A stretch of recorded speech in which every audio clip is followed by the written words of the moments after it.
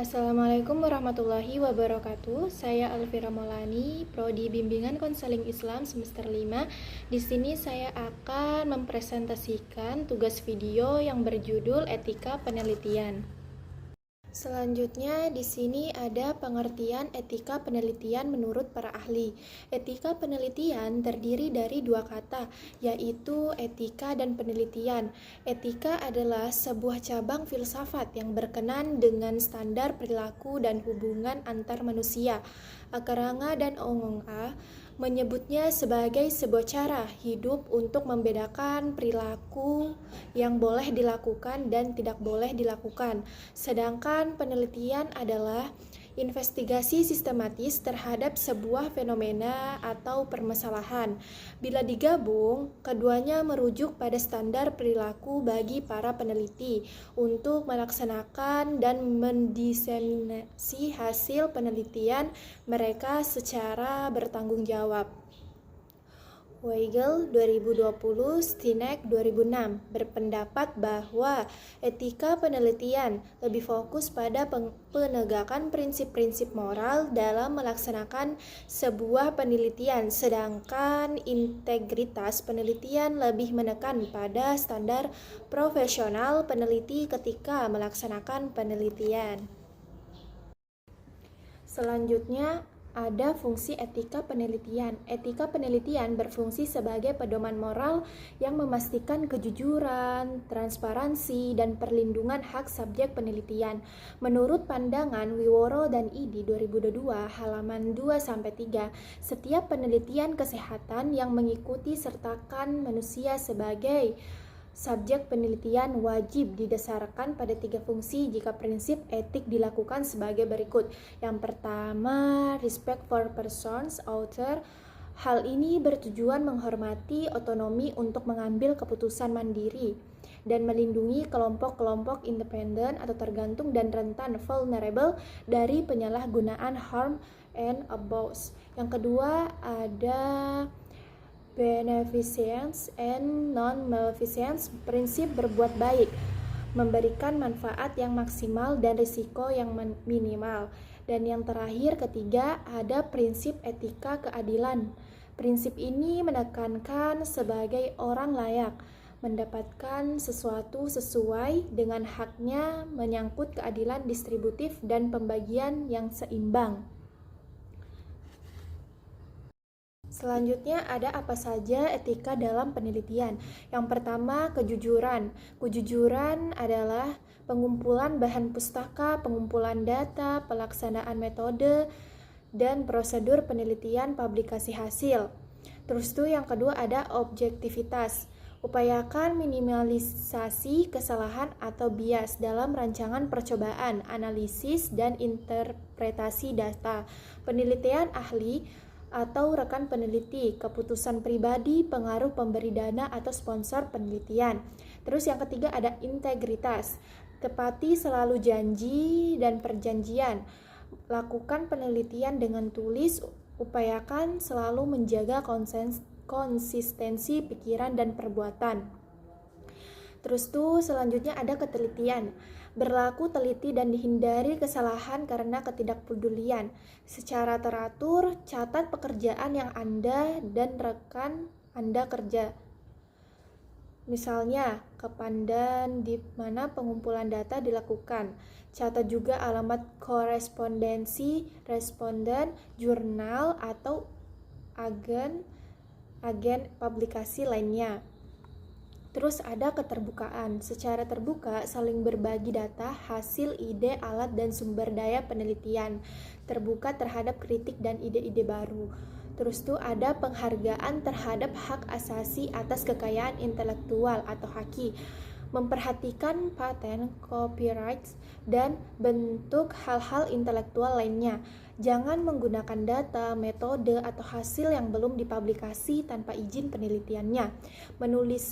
Menuliskan semua narasumber yang memberikan kontribusi pada riset. Terus tuh selanjutnya ada penghargaan terhadap kerahasiaan atau responden bila penelitian menyangkut data pribadi, kesehatan, catatan kriminal atau data lain oleh responden dianggap sebagai rahasia, maka peneliti harus menjaga kerahasiaan data tersebut. Terus tuh ada publikasi yang terpercaya. Hindari mempublikasikan penelitian yang sama berulang-ulang ke berbagai media atau jurnal seminar gitu. Terus tuh pembinaan yang konstruktif, membantu membimbing, memberi arahan dan masukan bagi mahasiswa atau peneliti pemula. Perkenankan mereka mengembangkan ide mereka menjadi penelitian yang berkualitas. Selanjutnya ada penghargaan terhadap kolega atau rekan kerja. Hargai dan perlakukan rekan penelitian Anda dengan semestinya. Terus tuh ada tanggung jawab sosial. Upayakan penelitian Anda berguna demi kemaslahatan masyarakat, meningkatkan taraf hidup, mudahkan kehidupan dan meringankan beban hidup masyarakat. Terus selanjutnya ada tidak melakukan diskriminasi. Hindari melakukan pembedaan perlakuan pada rekan kerja atau mahasiswa karena alasan jenis kelamin, ras, suku, dan faktor-faktor lain yang sama sekali tidak ada hubungannya dengan kompetensi dan integritas ilmiah. Terus selanjutnya ada kompetensi. Tingkatkan kemampuan dan keahlian meneliti melalui pendidikan dan pembelajaran seumur hidup. Secara bertahap, tingkatkan kompetensi Anda sampai taraf pakar.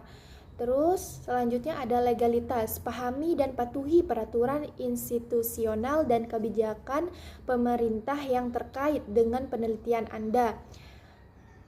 Selanjutnya ada rancang pengujian dengan hewan percobaan dengan baik.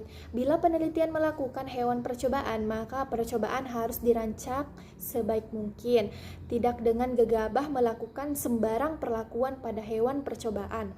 Dan yang terakhir ada mengutamakan keselamatan manusia.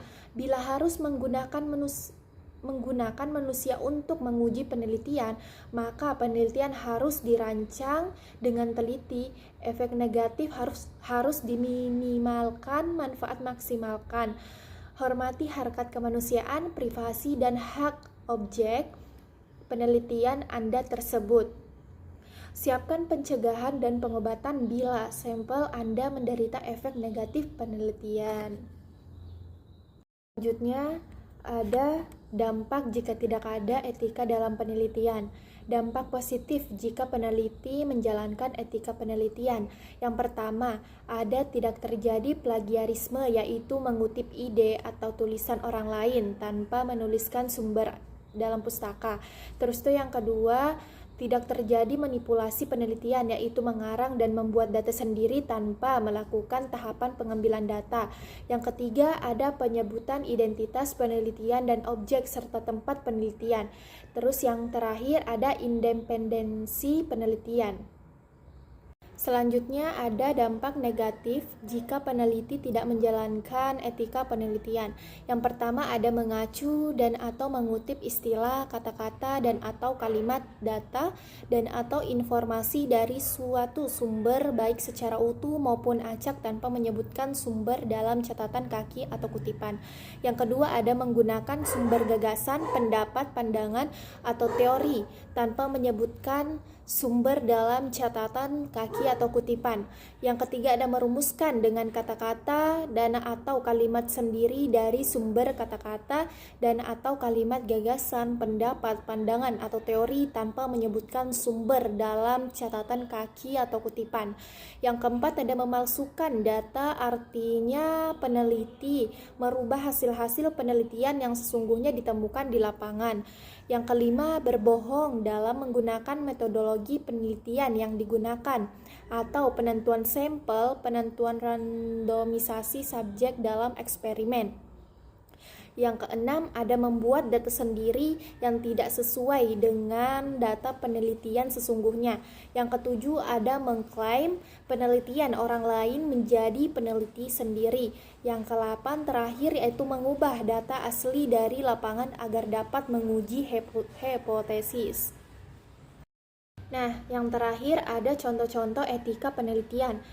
membantu lebih memahami lagi mengenai apa itu etika penelitian dan seberapa penting penerapannya. Maka berikut adalah beberapa contoh etika dalam penelitian. Yang pertama ada mendapatkan izin dari pihak berwenang. Yang kedua menjaga rahasia data partisipan. Yang ketiga tidak memanipulasi data. Yang keempat transparansi. Dan yang terakhir kelima kompensasi pada partisipan. Nah, selanjutnya di sini ada contoh kasus pelanggaran etika. Perusahaan yang bergabung dalam kelompok Cambridge Analytica menyediakan data penelitian berupa karakter psikologis penggunaan Facebook di Amerika yang menjadi dasar strategi kampanye salah satu partai di Amerika Serikat pada tahun 2016. Penyalahgunaan data lebih dari 87 juta penggunaan Facebook menjadi dasar kasus karena data dalam penelitian ini diperoleh tanpa persetujuan dari responden.